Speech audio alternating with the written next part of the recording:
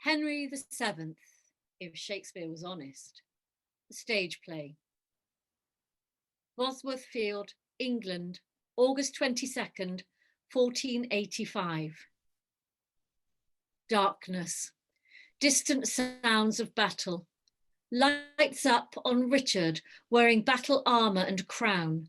Holding a blood-drenched sword, he looks around to see if any of his opponents are still standing. The stage is strewn with mutilated mannequins representing slain Lancastrian soldiers. Richard uses one of the corpses to wipe his sword clean. 2 Lancastrian soldiers enter. Richard takes them both on in a spectacular fight, displaying his superior swordplay. The first soldier is mortally wounded and staggers off stage. The second soldier suffers several wounds and flees off stage. Henry enters, panting and clumsily waving his sword. He grunts and lunges at Richard, who calmly parries each thrust and sneers at Henry's ineptitude. Poor Richmond, hapless Harry, tawdry Tudor, low birth, low skill, which lowliest is cruder? Thy expert swordsmanship presents no fuss, since the invention of the arquebus. A distant gunshot rings out. Shot in the arm, Richard reels back and drops his sword. Unchivalrous. I spurn old chivalry. Controlling his pain, Richard reaches for his sword with his other hand. Henry signals. Richard is shot in the other arm. Un-British. I was raised in Brittany.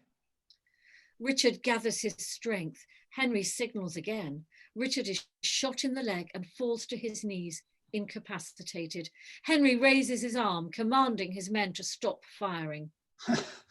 Bad aim. 3 shots, and yet do I live still. My marksmen were instructed not to kill. Too swift a death would rob me of my pleasure. A fleeting joy is but a paltry treasure. Now, whilst my sword stands poised upon thy throat, 'tis time to pause, to sabre, nay, to gloat. Tut, spare me thy soliloquizing prattle. First, thou must learn why thou hast lost the battle. I have more men upon the field. Thou didst. Behold, south flank, a traitor in thy midst. What? Switching sides, unfaithful Thomas Stanley. My mother's husband, ruled by her. Unmanly.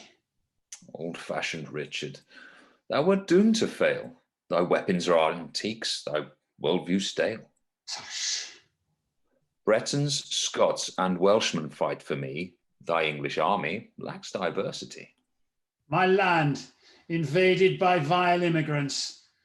More than my wounds, this shame doth make me wince. Hark, one more blow to hit thee whilst thou art down. As prize for victory, I take thy crown. Thou hast no right to sit upon the throne. Decisive conquest doth suffice alone, and yet I have a claim. Thou bastard spawn. We were legitimized ere I was born. But barred from the succession. Leave it be. In France we call this a fait accompli. Base foreigner, thou darest take my place? O history, come bless me with thy grace. Let it stand writ with Richard at the helm. 'Twas England for the English, happy realm. Thou hadst a monarch fit for royal robes, the noble patron, saint of xenophobes. Vain hope. Abandon all thy dreams of glory. 'Twill be my chroniclers that tell thy story. What art thou plotting? I shall pay them well to paint thy blameless name as black as hell. Such conduct is ungentlemanly. Fie, thou must be trampled down, so I soar high. Dissembling cur, what rumours canst thou forge? Well, for one, that thou didst kill thy brother George. A vicious lie no soul could e'er believe. A master writer knows how to deceive. Why then, dispatch me straight, thou hast the power. Stay. One more blow. The prince is in the tower. What? No, Not even thou canst sink so low. They disappeared to thy advantage. So? I loved my nephews. They were family. Discardable. Didst thou discard them? Me? I thought upon it, but someone got there first. Was it not thou? No. May the fiend be cursed who killed these boys. Thy henchman Buckingham?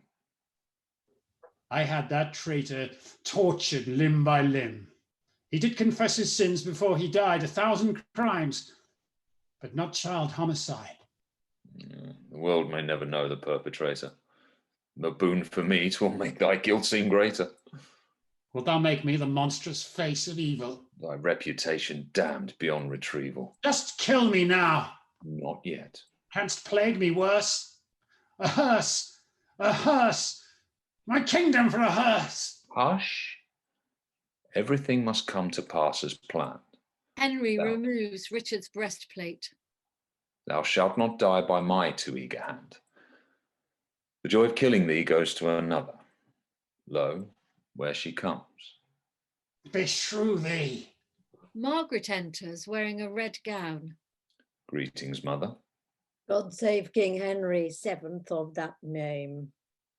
So, Margaret Beaufort, is this all thy game? Of course. Whene'er a woman wants things done, she simply cannot leave it to her son. Margaret takes Henry's sword and holds it to Richard's chest. Strike home. First, hear what lies in store for thee. Thy good name ruined, endless infamy, a catalogue of crimes thou didst commit. Excuse me, mother. I did that bit. Including blaming him for killing Eddie and little Dickie. Sorry, done already. Thou art too rash. I find ye both too slow. There is but one thing I do wish to know. Didst thou arrange the murders? Tell me now. I was their governess. I thought 'twas thou. No. Buckingham, then. Never trust a henchman. Not him. Wast thou, dear? Never trust a Frenchman. We are all innocent.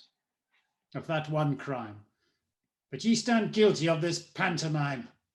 Instead of grieving for the children's loss, I grieve for them. thou couldst not give a toss. Thou usest their most lamentable fate to foster thy agenda and thy hate. Margaret thrusts the sword into Richard's heart. Richard falls down, dead. A wretch. His rudeness forced my hand to strike, with fury some would deem unladylike. Here, let me have the sword, so I can boast I slaughtered him. Sort of did, almost. Thy men are watching. Villain, still alive? The king is dead. Long may the new king thrive. To business. I have brought along thy bride. Elizabeth shall stand here at thy side. I know I pledged to wed the Yorkist wench, but must I, mother? She can scarce speak French. The red rose and the white rose must unite. We have discussed this, dear. All right, all right. Liz, come and kiss thy Harry. He is shy. That's not true. Ask any whore in France. My, where be thy manners? Pray forgive me, aunt. What modesty forbids, respect shall grant. Elizabeth kisses Henry. Why, what a charming, sweet, obedient lass. What sayest thou, Henry? Nice and meek, no sass. But who lies there? My uncle Richard slain? By me. Behold the crown I thereby gain. Margaret removes Henry's crown and stops him from protesting. A coronation in a field is shabby. Go we somewhere with class. Westminster Abbey. Pray give me leave to mourn 1 minute here.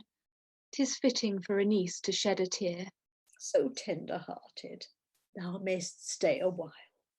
Margaret and Henry exit. Elizabeth kneels down and cradles Richard in her arms. My heart doth break beneath this mask of guile.